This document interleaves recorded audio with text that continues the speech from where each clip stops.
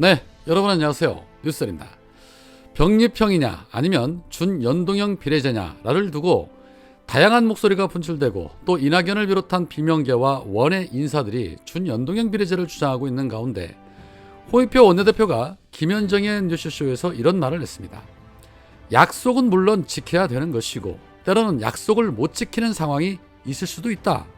그런 경우에는 당당하게 약속을 못 지키게 되는 상황을 설명하고 사과하고 이런 게 필요하다. 그래서 우스갯소리로 의원들에게 그랬다. 대선 때 우리가 정치개혁한다고 한 약속 다 지켜야 하면 그때 공약 중에 3선 연임금지도 있었는데 그거 다 지킬 것이냐? 그것도 약속한 거 아니냐? 라고 말했습니다. 정답이죠. 약속은 물론 지키라고 있는 것이지만 100% 약속을 실행하며 사는 사람은 없습니다.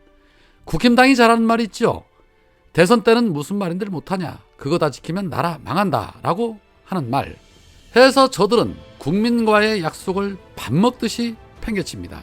당연히 저렇게 약속을 밥 먹듯이 어기는 것은 나쁜 일이죠. 그러나 이재명 대표는 그동안의 행보에서 자신이 내뱉은 공약에 대해 공약 실행률이 95% 이상으로 약속을 잘 지키는 사람으로 이미 평이 나 있고 신뢰를 받는 분입니다. 그러나 안 되는 상황이라면 솔직하게 안 된다고 말하고 인정하고 사과하면 국민들은 충분히 받아들입니다. 국힘당에게는 아무 말도 못하면서 이재명 대표를 연신 공격하는 자들, 그러면 홍익표 원내대표가 말했던 것처럼 그 약속 지킬 때니 그러면 약속했던 3선 연임금지 약속도 지키자라고 하면 뭐라고 할까요? 또 입에 거품을 물겠죠. 홍익표 원내는 그러면서 이런 말도 덧붙입니다. 당내 의원들 중에는 병립형을 주장하는 분도 계시고 또 연합형, 연동형을 얘기하는데 연동형 중에서는 위성정당을 하지 말자는 분이 있고 한 반반이라고 그랬지 않느냐. 그런데 그 안에 반은 연동형 중 위성정당은 아니지만 연합비례정당은 가능하지 않겠느냐 그러길래 그거 역시도 어쨌든 반대측이나 언론에서 보기에는 변형된 위성정당 아니냐 이런 비판이 나오지 않겠느냐라는 우려가 있는 것이다. 여튼 모든 가능성은 열려있다라고 말했습니다. 자, 결론은 이래도 말 나오고 저래도 말 나온다. 그러니 이재명 대표에게 약속을 지키라고 흔들어대고 있는 분들 이 문제로 그만 좀 시끄럽게 하지 말고 이재명 대표 믿고 지켜봐라 라는 그런 소리입니다. 특히 이낙연을 비롯한 이 수박개들 말입니다.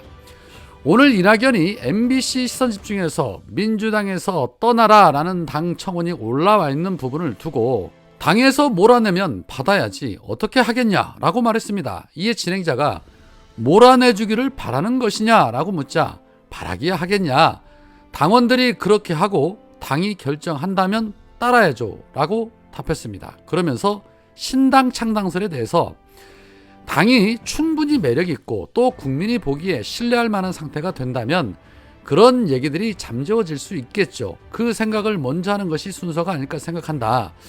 제 개인의 무슨 공간을 찾고 있는 것이 아니다. 대한민국이 위기이고 그 위기의 핵심이 정책 위기에 있다. 이 위기에 대한민국이 빠지지 않도록 어떻게 도움이 될 수 있을까, 그 생각을 골똘히 하고 있다라고 입을 털었습니다. 아무것도 안 하는 것이 대한민국을 위해서, 민주당을 위해서, 모두를 위해서 도움이 된다는 생각은 절대 안 하나 봅니다.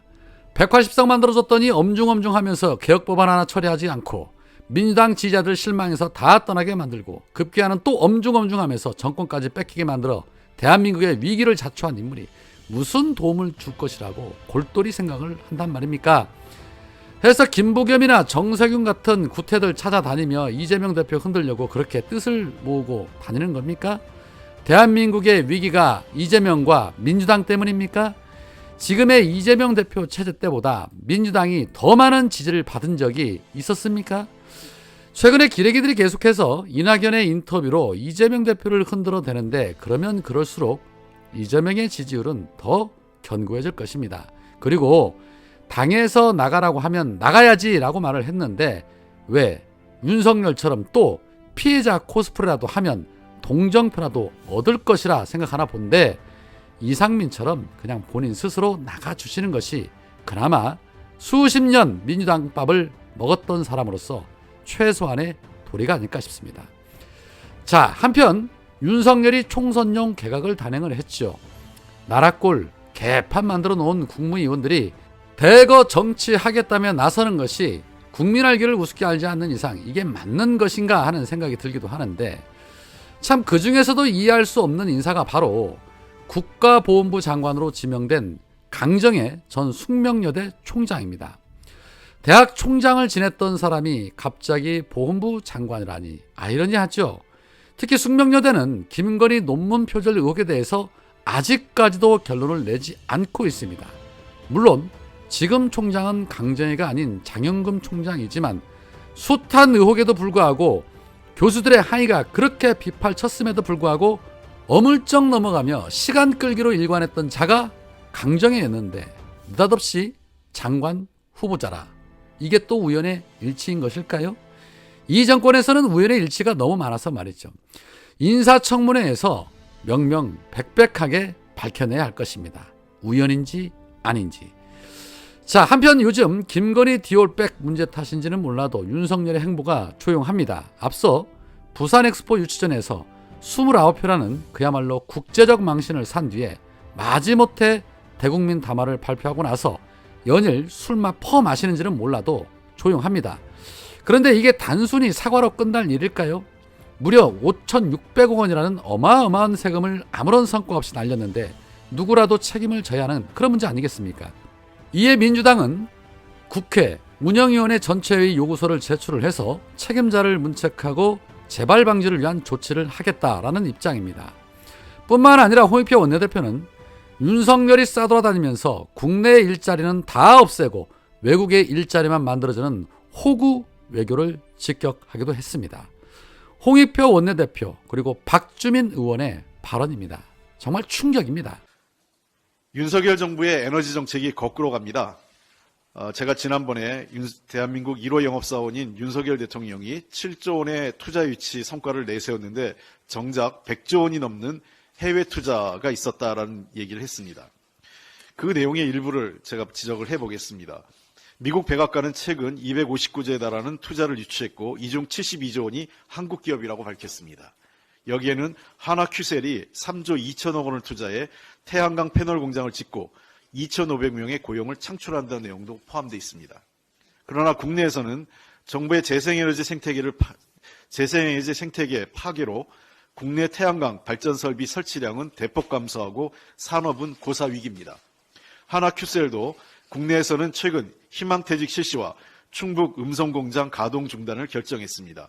국내 재사용 에너지 산업은 파괴하고 해외에 퍼주는 것이 윤석열 경제외교와 에너지 정책의 실상입니다. 제가 지난번 얘기했죠. 국내 일자리는 줄이고 해외 일자리는 늘리고 계십니다. 이번 개각 관련돼서 원내대표님 그리고 유동수 수석님 등 많은 분들이 말씀 주셨는데요. 저도 조금 말씀을 보태겠습니다. 국회에서 예산에 대한 심의가 다 끝나지 않았는데 예산 관련된 주무부처 장관인 기재부 장관의 후임을 지명한다. 있을 수 있는 일일까요? 저희가 봤을 때는 어제 원내대표님도 말씀하셨지만 유례가 없을 뿐만 아니라 예산안에도 별 관심이 없는 것을 단적으로 보여주는 장면이라고 생각합니다.